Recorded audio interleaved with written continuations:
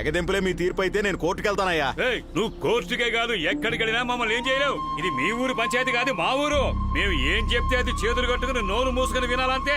అంతకు మించి మితిమీరి మాట్లాడారో మాట్లాడితే ఏం చేస్తావు? ఏం చేస్తావు అంటున్నా. తల తీసిస్తావా? తీసి చూద్దాం. వాడి తలనే కాదు నీ తలను కూడా తీసేస్తాను.